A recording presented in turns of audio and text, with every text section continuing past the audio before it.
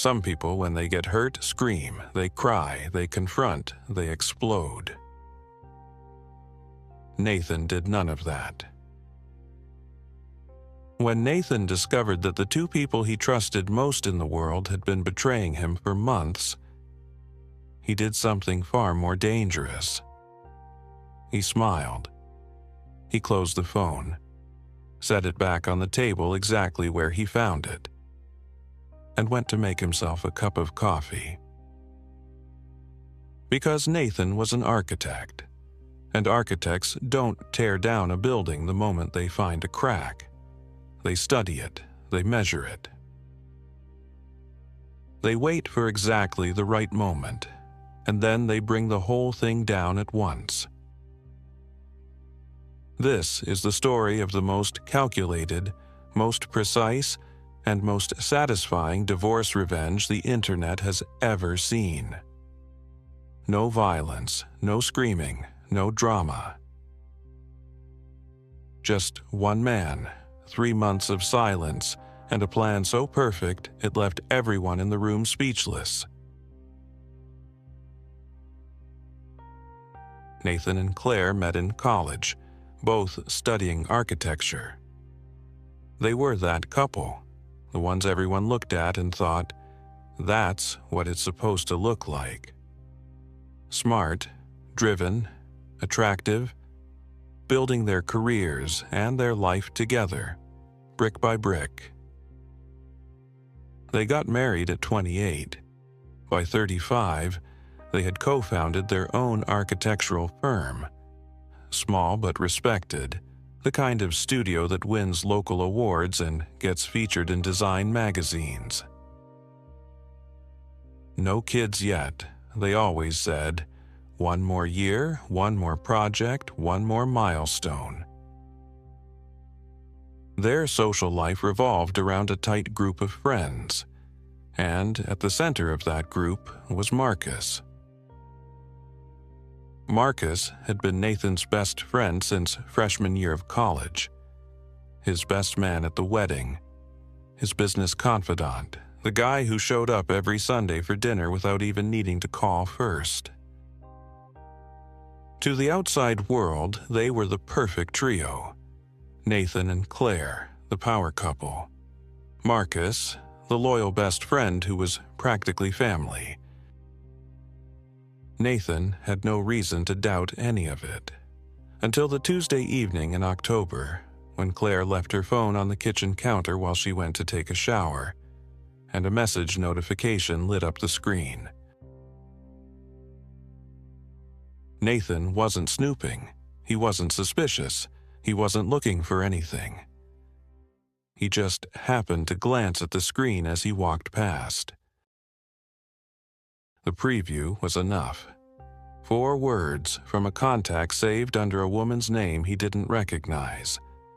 4 words that made his stomach drop to the floor. He stood there for a long moment completely still. The shower was running. He could hear Claire humming to herself in the bathroom. He picked up the phone, read what he needed to read, and set it back down. The contact name was fake, but the writing style, the references, the inside jokes, he knew exactly who it was. It was Marcus, his best friend of 17 years, his business partner, the man who had given a toast at their wedding about loyalty and brotherhood. Nathan stood at that kitchen counter for a full 3 minutes. Then he finished making dinner, set the table, and when Claire came out of the shower, he kissed her on the cheek and asked how her day was. She said, "Fine, a little stressful, nothing special." He said, "Same," and that was the last honest conversation they ever had. Because from that moment on, everything Nathan did had a purpose, and Claire had no idea. The first thing Nathan did the next morning was call in sick. He spent the day doing 3 things: thinking, researching, and making one very important phone call to a divorce attorney. The lawyer was clear from the start. In their state, proof of infidelity could significantly impact the division of assets, especially in a case involving a jointly owned business. Nathan needed documentation. The more, the better. So he hired a private investigator, quietly, professionally. The kind of firm that leaves no trace and delivers airtight results. He paid in cash from a personal account Claire knew nothing about. A small savings fund he'd kept since before the marriage, never mentioned, never relevant, until now. Over the following weeks, Nathan became two different people. At home, he was the same husband he'd always been, attentive, warm, present. He brought Claire coffee in the morning. He laughed at her jokes. He went to dinner with Marcus and shook his hand and looked him in the eye. And every night, after Claire fell asleep, he would sit in his home office with a glass of whiskey and go through the PI's latest reports. Photographs, timestamps, hotel receipts, text records. The evidence was building, quietly and relentlessly, like water filling a room. Meanwhile, he was making other moves. He consulted a financial advisor, separately, privately, and began legally restructuring his personal assets. Not hiding money, nothing illegal, just making sure that when the moment came, everything that his would remain his. He opened a new bank account. He documented every business contribution he had made to the firm, every client he had personally brought in, every project he had led from concept to completion. He built a paper trail that told one very clear story. This firm would not exist without Nathan. 3 months passed. Claire noticed nothing. Marcus noticed nothing. Nathan noticed everything. The opportunity presented itself naturally, the way the best laid plans always do.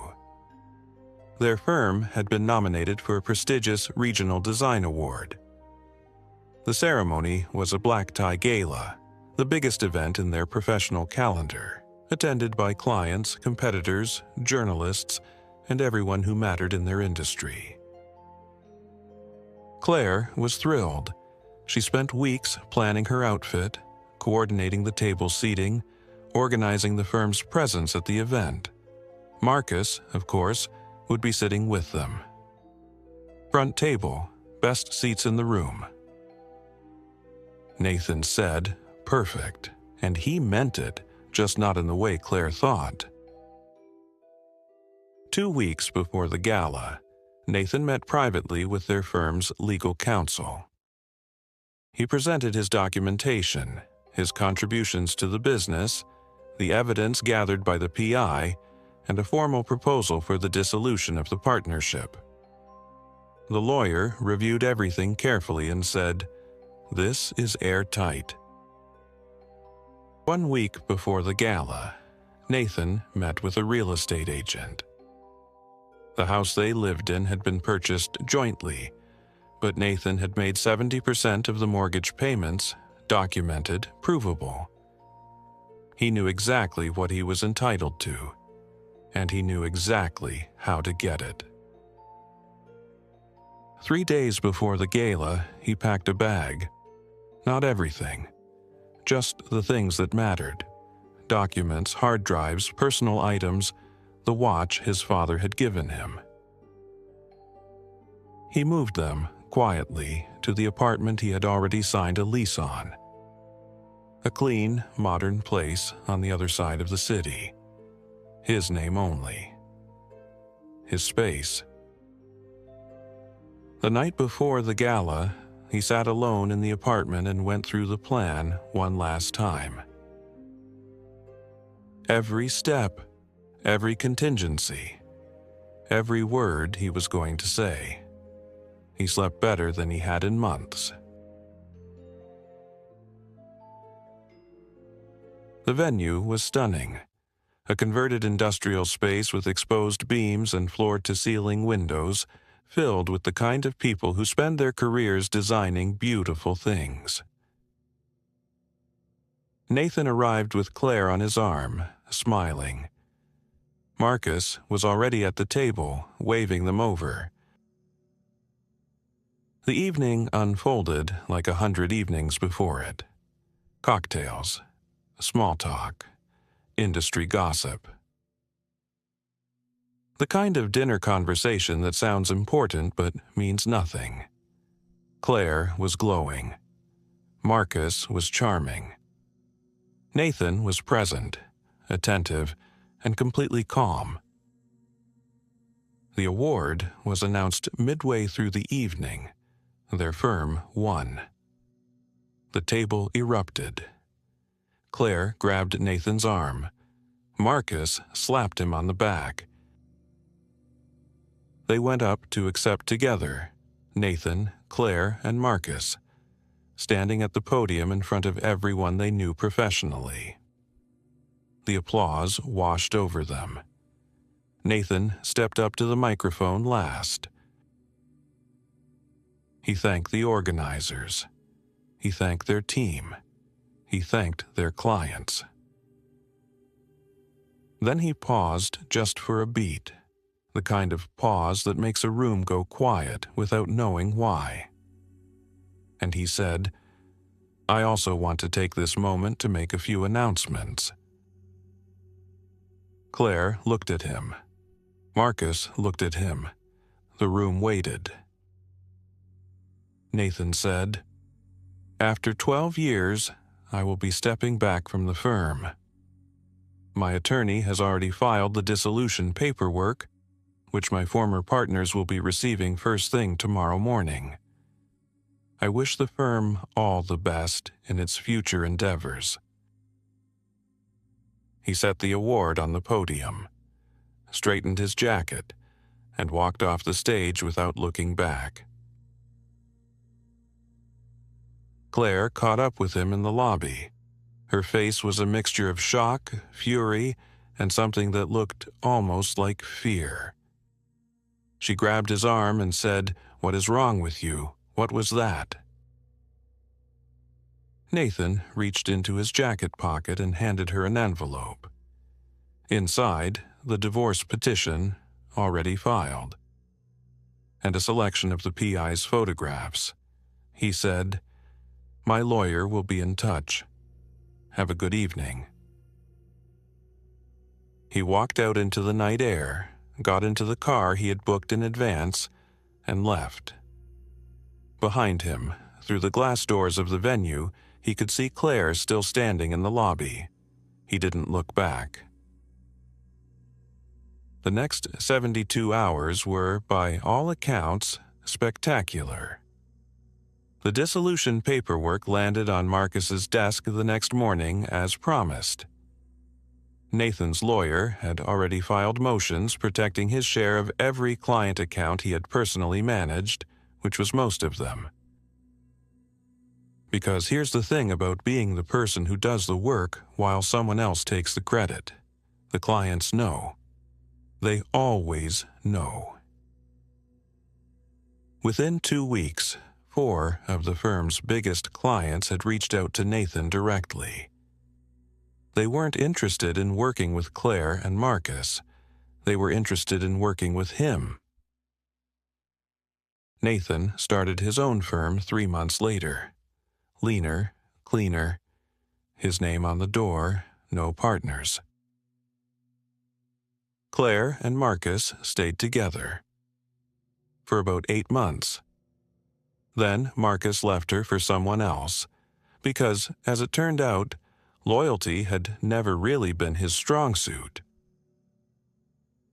The firm they kept struggled without Nathan's client relationships and reputation. Within 18 months, they had lost 2/3 of their revenue. Last Nathan heard, they were sharing office space with 2 other small studios just to cover the rent. Nathan never made a scene, never posted anything online, never told the story at dinner parties for sympathy. He just built something better and let the results speak for themselves. He told this story once to a close friend who posted it online. The response was overwhelming.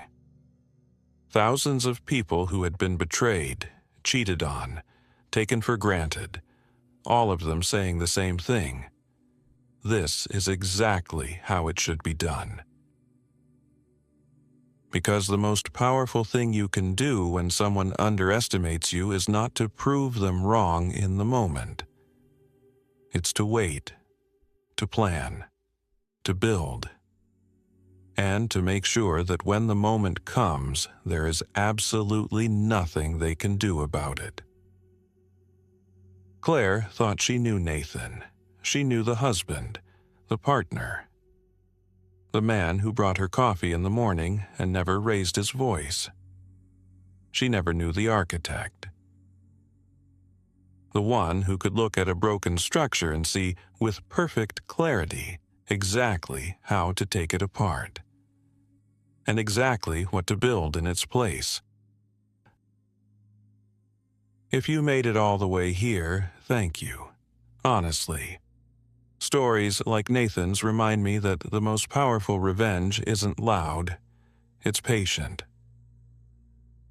Tell me in the comments, at what point in the story would you have cracked?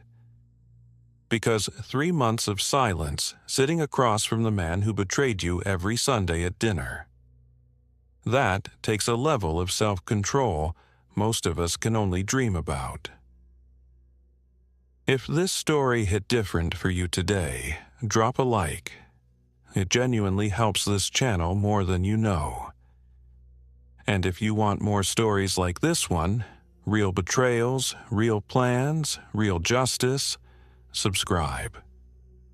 New stories drop every week. I'll see you in the next one.